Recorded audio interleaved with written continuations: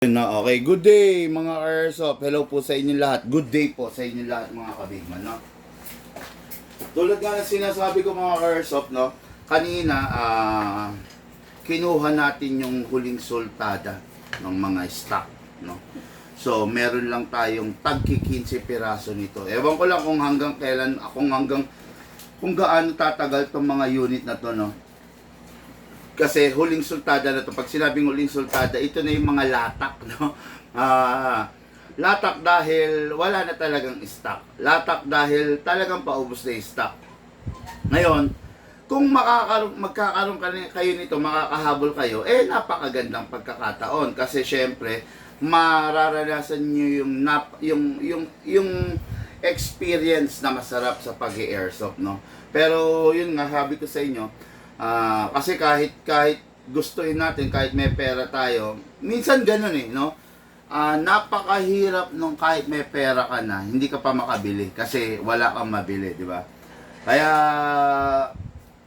pa-check nga kung meron. Dito sa monitor ko, ano na naman, wala na naman. Restart nga tong monitor ko muna. Paano ba to? Lucas dito, no? Okay. Yung mga gusto lang magpa-shoutout, shoutout lang kayo, mamaya babatiin ko kayo, ha. Ngayon, nirestart ko lang muna yung iPad ko, so focus muna tayo rito. Kung mapapansin nyo nitong mga nakaraan, medyo na mahinga ang Glock, medyo na mahinga ang Shadow, na mahinga ang Beretta, although merong mangilan-ngilan na sumusulpot, na mahinga ang Sig Sauer, na mahinga ang Challenger, na mahinga ang D-Day, no? Alam niyo naman ang D-Day, na mahinga ang Desert Eagle. Although may sumusulpot-sulpot, ha? Meron tayong kumuha ng Desert, wala, no? Meron? Wala. Ay, wala. Hindi nga natuloy, dahil kasi ang kinuha niya, dalawang John Wick, no? Ayun,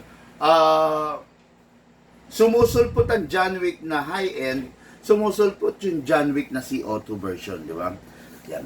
Itong mga unit na to, ito yung mga nangibabaw pagpasok ng taon sa atin. Okay? Pasensya na dun sa nasabihan ko, Lucas battery, pasensya na dun sa nasabihan ko na nawala na yung unit na to. Actually talaga naman, ubos na. Ubos na sa stock namin, no?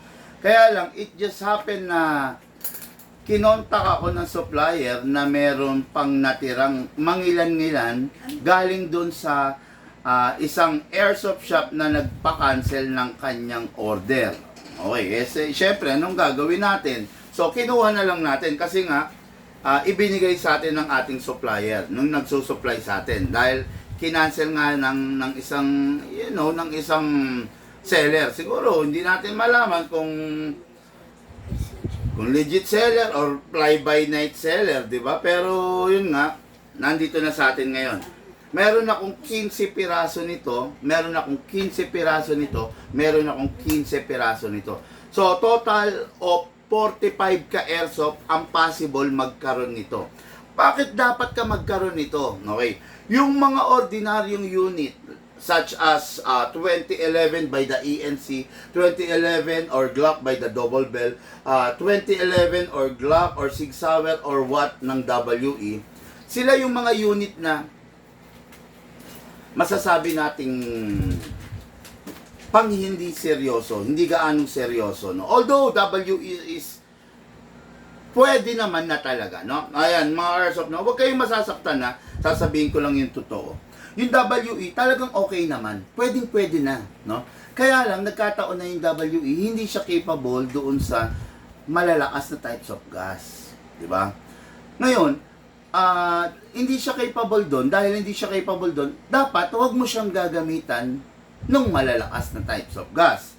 Ano ba yung malalakas na types of gas? Yun yung 14 kg NCO2. Okay, no? Pero yung nilalabas natin ngayon is capable sa 12 kg, 14 kg NCO2, di ba? Alam nyo naman, bihirang-bihira yung mga ganyang unit. Kasi bakit? Hindi palagi merong ganyang unit, no? Tulad nga ng sinasabi ko, pag halimbawa ito dumating sa puntong naubos, malamang mawawalan na ng ganung unit. Lucas, paano ba ano to? Ano ba? Yung... Restart? Hindi. I-ano yung... I-dark ng konti. Masyado siyang maliwanag eh. Ayan, no? Ayan nga, tulad ng sabi ko, hindi palagi meron ito. Kaya importante, kung halimbawa, yan, bright. Yeah, okay na. Halimbawa, meron rin lang kayong extra. Huwag nyo nang panghinayangan, mga airsoft, no? Kasi, pag pinanghinayangan ninyo, talagang manghihinayang kayo bandang huli. Kasi nga, tulad ng sabi ko, hindi po palaging meron nito, no? Ngayon, itong unit na to, ano ba to? Number 1, unahin natin, this is the 4.3. Okay. 4.3, napakaganda, napakaiksi lang niya, paano ba to? Napakadaling i-handle. Okay? Ay, sandali. Henry Season of Candelaria, Quezon, mga Airsoft. Actually, nasa biyahe na sila, papunta sila rito, no? Mas ninais ko lang i-live to kasi Candelaria, Quezon. Candelaria, Quezon is, I think, gugugol sila, plus the traffic ng 4 hours bago makarating dito, no? So, kung ang time ngayon is, hindi ko alam ang time, pero 7, 8, 9, 10, 11. 11 na sila darating, 11 pa ba ako magla-live, di ba? Kaya, mas ninais ko nang i-live na ngayon para maibigay na sa inyo yung first-hand information, okay? Buwan naman si Sir Henry Season of Candelaria, Quezon, dito sa mga unit na to, okay? Sabi ko nga sa inyo, 15 piraso lang to, so nabawasan na ng tiga-tigatlo. So, meron na lang tayong tig for 14 pieces. Ngayon, kung aabot ka, maganda. Kung hindi, pasensya po, no? Okay, this is the 4.3 by the John Wick. By the SRC. Napakaganda, napakalupit. Lahat ng upgrade kasado rito. Number 1. Naka-fix outer barrel. Mapapansin nyo, hindi na siya kumakalog. Naka-fix naka-fix outer barrel. Came from the word itself. Diba? Yung ordinaryong unit is ganito. Ayan, di ba? Pero yung sa atin, naka-fix na, upgraded na.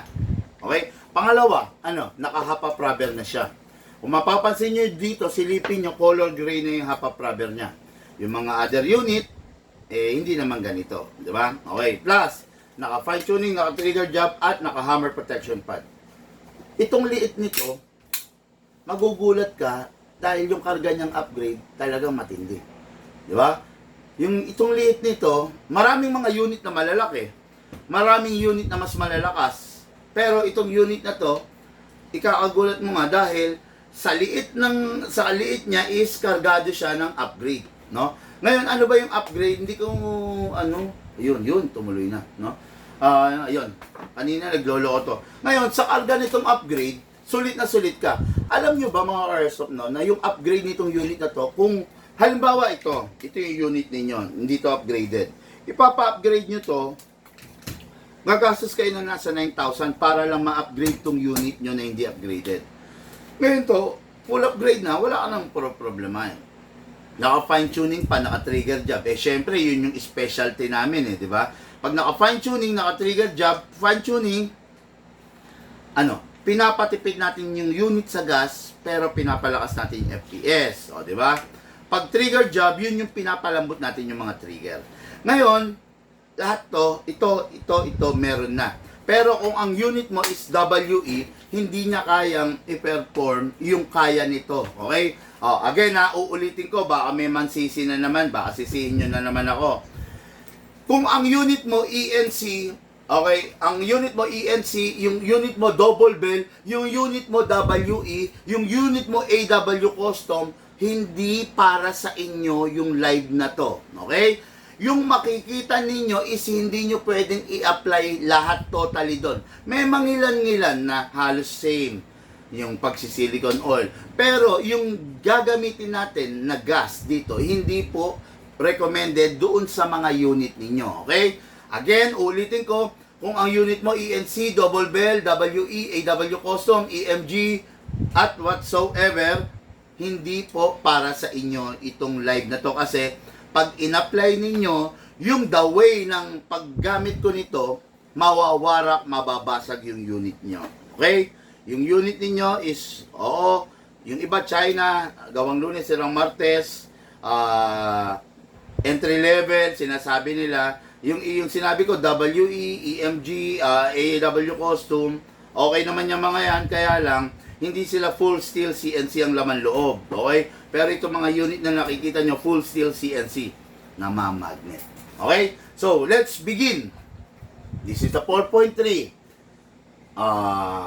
Difference niya from the 5.1. So, this is the 5.1 and this is the 4.3. Mas maiksi siya, no, totally. Di ba? Mas malamang sa malamang, mas maiksi siya. Ano ang meron ng 4.3? Ang 4.3, medyo aggressive. Ang 4.3, medyo sabihin na natin nagwawala. Napakalakas ng recoil niya. It is because 4.3 nga siya. Mas maiksi siya, mas kaunti ang buwelo ng bala. Okay? Ngayon, mamaya malalaman ninyo kung ano naman advantage ng 5.1. Okay? So ngayon, maglagay tayo syempre ng silicone oil. Huwag kakalimutan, press the valve. Huwag kayong mawawala kasi mamaya kwentuhan session, tanong ang portion tayo. No? Diretso natin to. Then press, lagay lang rin tayo sa inlet. Ngayon, sa unit, kasa, ilak, manually, then sprayan natin dito. Okay, after that, sa nozzle. Huwag nyo papabayaan sa magazine, dalawa ini-sprayan, sa unit, dalawa ini-sprayan. Okay? Ngayon, kunin natin to. Gas, 12 kg. Gas, 14 kg. And gas, CO2. Okay. Ngayon, ganito. Gagamit, itong unit na to, upgraded Gamit tayo ngayon ng 12 kg lang. Kasi gusto kong ipakita sa inyo kung gaano kalakas to, i-chrono test ko. Okay? Upside down, then press down, 2 seconds. 1, 2. Okay? Mga airsoft, huwag kayong magtataka kung bakit yung unit malakas kasi malakas to kasi upgraded. Ngayon, huwag rin kayong magtataka kung bakit yung unit ninyo mahina kasi yung unit nyo malamang sa malamang hindi upgraded, all stock. Ngayon, kung yung unit nyo mahina, hayaan na lang natin yun na maging mahina. Huwag na natin pwersahin. Huwag na natin pilitin lumakas kasi pag pinilit natin lumakas, nagahang talaga to. Bakit naman ganito? Baka marami naka-open dyan. No? Hindi ko alam. Lately, ganito. No? Huwag na natin pilitin lumakas kasi baka ikasira ng unit ninyo. Okay? Ngayon, atahan to pababa. Put your right thumb here. Wala nang bala to. Pakilag dyan. Okay. Then, ayan. Lagyan natin. Tapos lagay tayo ng 0.20 grams na bala. Kasi, ang tandaan nyo mga airsoft, ang pinang-chrono 0.20 grams. Hindi pwede ipang-chrono yung hindi 0.20 grams kasi hindi natin makukuha yung eksaktong unit of measurement na kailangan natin. Okay? So, ngayon, pag merong bungi, mga airsoft, kalugin natin. Mas maganda kung nakalinya yung bala natin para eksakto. Okay? Ngayon, pasok sa unit. Then kasa, then ready to fire, okay? Ngayon, chrono natin. Again, huwag kayong mahihiwagaan kasi itong unit na to upgraded, okay? Ibang-iba to sa unit ninyo. Baka yung unit ninyo hindi upgraded, hindi tayo magkakaparehas ng chrono result, okay? Ngayon, first fire natin. First fire. Naka-off. Naka. Okay. Yan, okay. First fire. 398. 398, kita nyo nasa tapat ako ng aircon, lagi ko sinasabi, pag malamig ang airsoft, mahina ang FPS. 398, nasa tapat ako ng aircon 392. 392, 391. 391. Okay, makikita nyo mga airsoft, napakaliit lang nito unit na to, 4.3 lang siya. Okay, 4.3, so expected nyo na medyo mahina siya, pero malakas ang recoil niya kasi nga maiksi siya. Mamaya malalaman natin yung sa 5.1. Grabe, ang lalamig na magazine. Mamaya nga, bugaan mo muna to. Ayan, makikita nyo, 398 yung una. Napakasarap. Para sa isang napakaliit na pistol, 398. Sigurado ko yung mga unit ninyo, kung hindi sa Bigman nang galing, kahit mahaba yung unit ninyo, hindi man tumutungtong ng 398. Pero nakita nyo to, 398, napakalakas. Firing! Grabe. Open slide kasi mga airsoft, wala ng bala. Next thing to do, release the magazine, then release the slide, then rest the hammer by pressing the trigger. Okay, tapos, yung unit, mas maganda kung tatabi natin ng wala lamang bala. Passing away. Dami naman. Sorry. Penging ibang monitor, hindi ko makita yung kailangan ko i-shoutout. Bakit ganito naman to? O kaya baka pwede i-connect mo to sa ibang internet.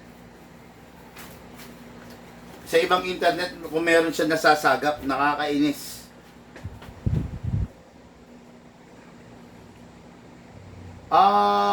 Sandali. Mga Airsoft, ano ba? Comment nga kayo. Ano ba siya? Yung hindi ba naglalag? Tignan mo nga dyan. Bakit naman ganito tong iPad na to? Nakakapikon siya. Tingnan mo nga sa'yo kung di naglalag. Baka naman lag na ako. Para ako may sariling mundo rito eh. Pengi nga ako ng nang pwede kong maging monitor. Makakainis. Okay, itong first unit ng ating Airsoft Henry, Season of Candelaria, Quezon, na sa kasalukuyan ay paluwas na. Pauwi na, papunta na rito, okay? Ah.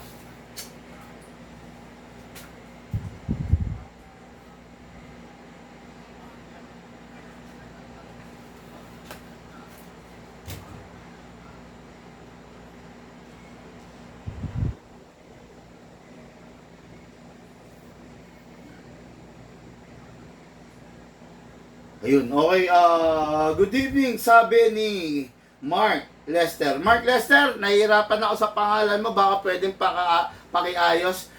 Medyo hindi ko kasi trip i-shout out, sir, yung mga binabaliktad yung name, no? Huwag tayong maging jeje mo. Medyo gustong-gusto ko na shout out, kaya lang, nahihirapan ako sa, no?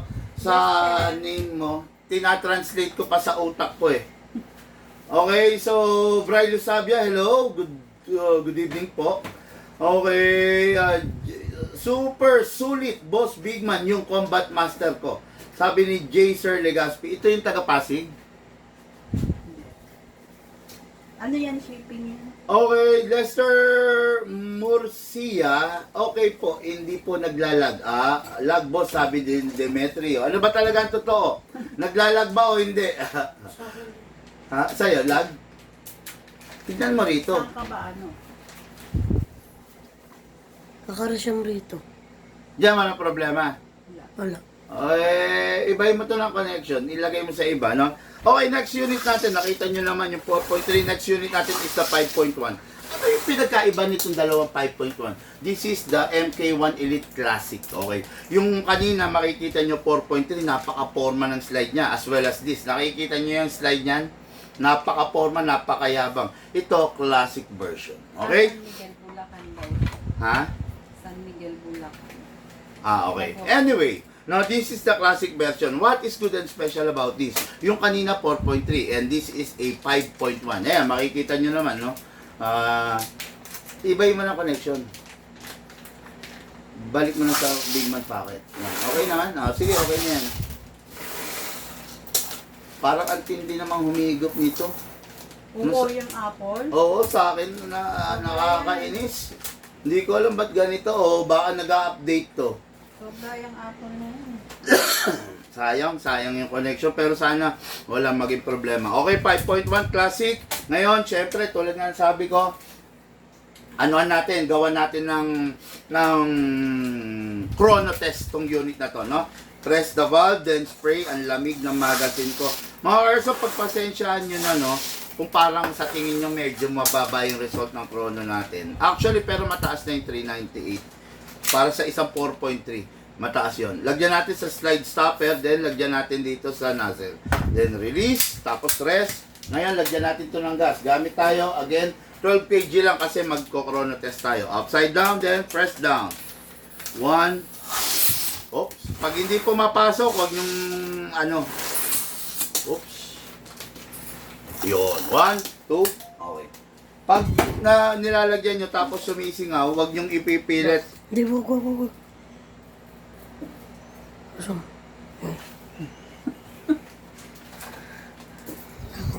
No? Wag nyo ipipilit kasi ang tendency, pag ganun na nangyari, hindi pumapasok yung gas. Okay?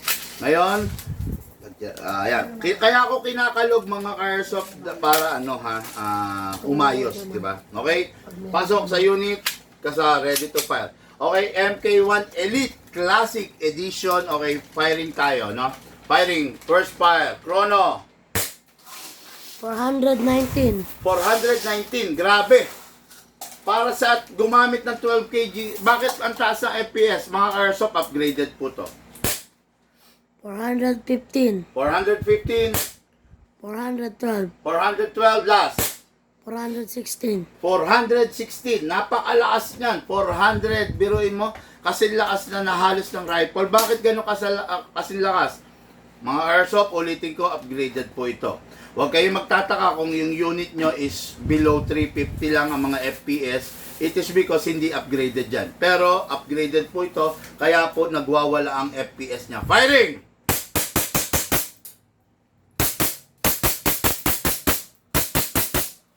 Open slide kasi wala ng bala. Next thing to do, release the magazine. Syempre, release the slide. Then rest the hammer by pressing the trigger. Okay, second unit to ng ating airsoft na si Sir Henry Season of Candelaria, Quezon, na sa ngayon ay nasa biyahe na. Okay? Yung unit, pag hindi nagagamitin, make sure wala lamang bala at pasingawin ang hangin. Gas! Grabe! Okay, next unit, and for the main event of this unit, this is the 5.1 MK1 Elite, the Tactical Edition. Napakaganda, tignan nyo yung anyabang ng forma niya, di ba? Tsaka, pangmalupitan, pangpormahan, wala na, hang na ako. Sir, ask ko lang how much red dot. Mag-PM ka para malaman mo, sir, kung magkano yung red dot na tinatanong mo. Okay? Sir, good day, magkano po ang M4 nyo po? Sabi ni Fritz, mag-PM po kayo para malaman po ninyo yung full details ng tinatanong po ninyo. Okay? So, next natin to. Okay? This is the 5.1 Tactical Edition, pangatlong unit ng ating ka-airsoft, Henry Season of Candelaria, Quezon. Okay, kunin natin yung magazine, ang lamig na magazine. Grabe. Mga airsoft, pagpasensyahan nyo na, no? Pero, kaya ako gumagamit ng blower, kasi nasa aircon tayo. Pag nasa aircon tayo, ang lamig ng magazine natin.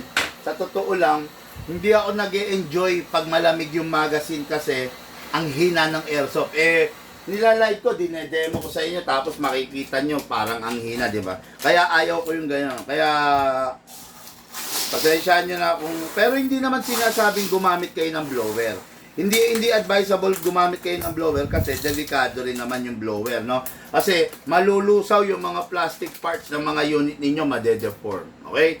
Hatak all the way, lagyan ng bala. Pump lang po tayo, no? Ito, upgraded version rin po ito. Huwag po kayong magtataka, huwag po kayong mamamangha kung bakit nakikita nyo na ang lakas-lakas kasi upgraded version po ito. Ngayon, kung hindi upgraded, syempre, hindi siya malakas. Ngayon, kunin natin unit kasa, ilock manually, then spray tayo. Okay, then dito. Okay, then release, tapos rest, pasok, kasa. Okay, chrono. Okay, firing! First fire! Ay! Wala pa palang gas, sorry.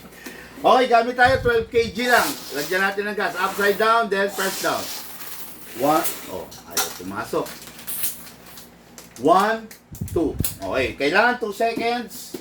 Ngayon, sandali, may bala to, malamang.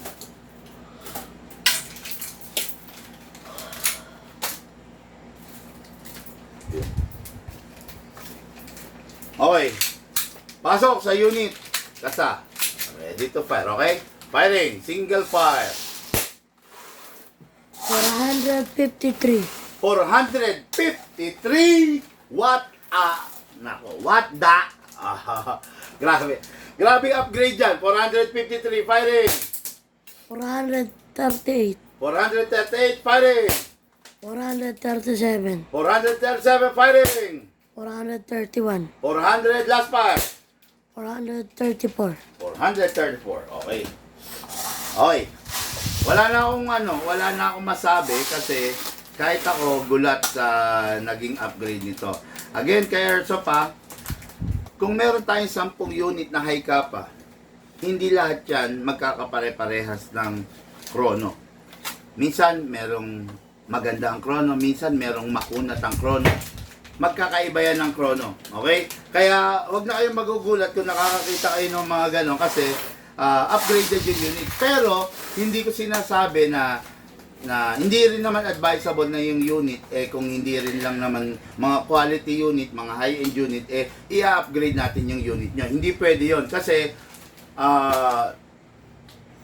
pag pinalakas pa natin yan, pwedeng mas masira yan. Especially kung ang unit mo is double bell and ENC and WE, no? Mapapansin nyo, bihirang-bihira ako mag-upgrade ng mga WE at saka mga China unit, not unless ni-request ng customer. Kumbaga, play at your own risk, no? Bawa, in-upgrade natin, okay, gumagana, after nun, bigla nagka-problema, wala na po tayong, labas na po kami ron kasi winarningan naman namin kayo regarding sa pag-upgrade. Nakakatakot ang mag-upgrade, especially kung yung unit nyo hindi naman mga high-end ang laman loob, no? Okay, firing tayo. Firing. Grabe to, 453. Firing.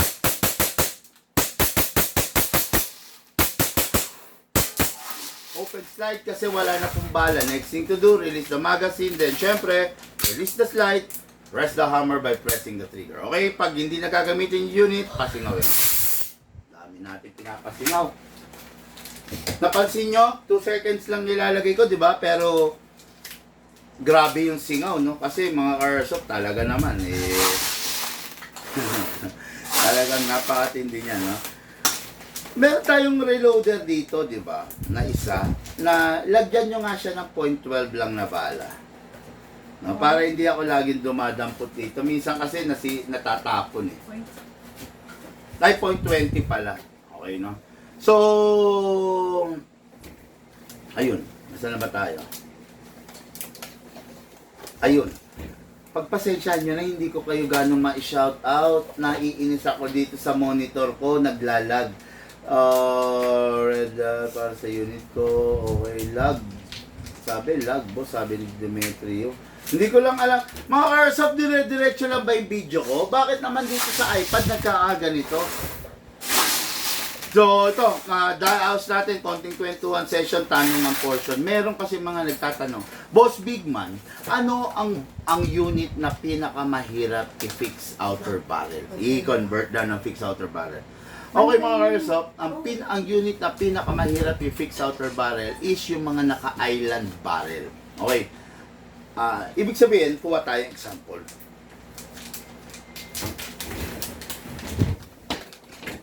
This is the example of unit na naka-island barrel.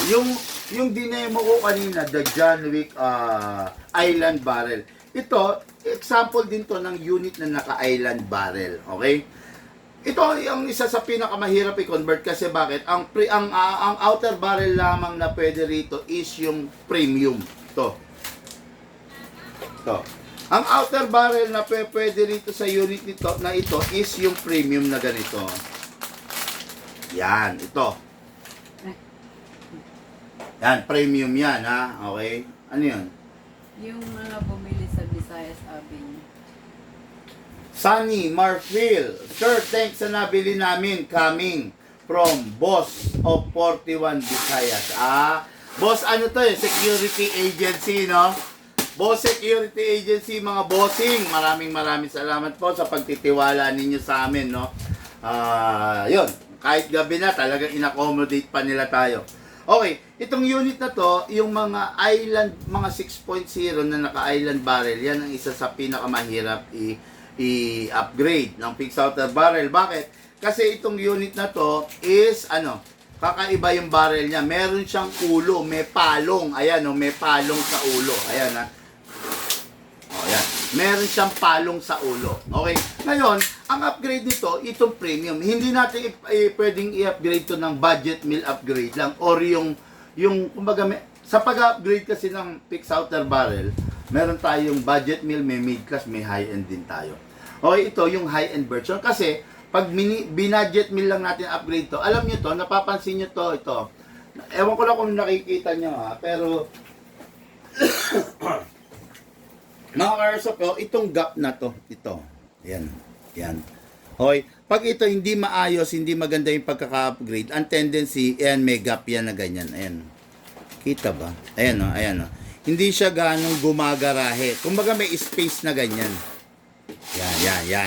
Yan. Yan ang nagiging problema pag hindi marunong yung nag-outer barrel kasi nagkakaroon dyan ng space. Yan. Paano ba umilaw to? Yan. Nagkakaroon dyan ng spacing. Ayan o. Dapat yan kasi naka-totally close yan. Ngayon, pag binudget mill lang natin na fixed outer barrel, may ganyan yan. Medyo ang pangit ng datingan. Ayan o. Yan. Kaya mga airsoft, yun.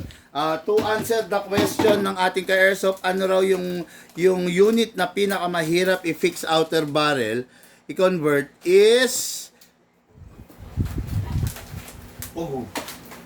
Yan. Yan yung pinakamahirap i-fix outer barrel, no? Yung unit na island barrel, no? So, ayun. Tapos, okay, tanong dito. Tanong lang muna natin to, Okay, Big Man, ano ang nagagawa ng upgrading of the hop-up rubber? Okay. We all know, Lucas, pakitabi na to. Dito. Ayan, sa loob. We all know, mga airsoft, no, na ang hop-up rubber is the one that holding the BBs. Para yung unit ninyo, kung itataob ninyo, hindi siya susuka. Okay? Ngayon, dahil nga ganun ang pangyayari, siya yung nag-hold ng BBs, napakalaki ng role ng isang hop-up rubber. Okay? Ngayon, since napakalaki ng role niya, napakaganda kung magandang klase yung hop-up rubber mo. Kasi siya nga yung nag-hold. At ito pa, yung hop-up rubber ang nagbibigay ng direction dun sa BBs mo para magkaroon siya ng pectos. Tandaan nyo to, ang bibis nyo pag lumilipad, hindi lumilipad ng ganun. Ang bibis pag lumilipad, sinusuong niya yung hangin. May pectus yan. Ganun. Hindi straight na ganun ang bibis nyo pag lumilipad. Kaya, yun ang role ng hop-up rubber. Mas may pectus, mas maganda kasi mas nakakatulong doon sa unit. Okay? Then, next na. Para makasagot tayo ng mga ilan-ilan. Okay. Kung yung unit ko, pepersahin ko na gamitan ko ng 12 kg, ay ng 14 kg NCO2, ano ang unang masisira sa kanya? Number 1, kung unit mo 2011, yung disconnector. Yung unit mo eventually magkakaroon ng rapid fire kasi masisira yung disconnector mo. Disconnector, siya yung nagdi-disconnect ng pagputok. Kumbaga siya yung nagdi-disconnect. Disconnector nga di ba? Pangalawa sa masisira, the hop-up chamber and the barrel. Yan. Kasi sila yung sumasalo ng impact. Yan, di ba? Yun ang pangalawa. Siguro, secondary, third na pwede masira is the slide. Then, so on and so forth. No? Kaya kung ginagamit naman ng 14 kg unit mo, matino pa siya, tigilan mo na kasi sayang naman yung unit mo. Magdidire-diretso yung sira niyan. Okay? Tapos, kung gagamitan mo 14 kg, unang-una, kung di naman siya design para to use the 14 kg, sayang lang rin. Kasi mas mahal ang 14 kg na gas eh. Diba? Kumbaga, lagi ko sinasabi, ito yung unit nyo, kung yun lang yung lakas niya, especially the pistol, hayaan nyo na. No? Kung gusto niyo na malakas na pistol, bumili kayo ng malakas na pistol. Pero yung mahina, papalakasin natin, huwag na. Kasi delikado lang yun. Okay? Delikado lang na masisira lang. Okay? So, yun lang mga airsoft. Maraming salamat po. Magandang gabi sa inyo lahat. Namimiss ko na yung isang oras na may get natin na pagla-live. Pero soon magiging mangyayari yan. Soon, may inaayos lang po kami. Okay? Thank you po and have a blessed day. Lahat po tayo nagmula sa iba't ibang larangan. Pinagbuklod, pinag-isa ng iisang libangan. Yun po paglalaro ng airsoft. Patid po sa inyo ng inyong likod, Big Man. Thank you po and have a blessed day.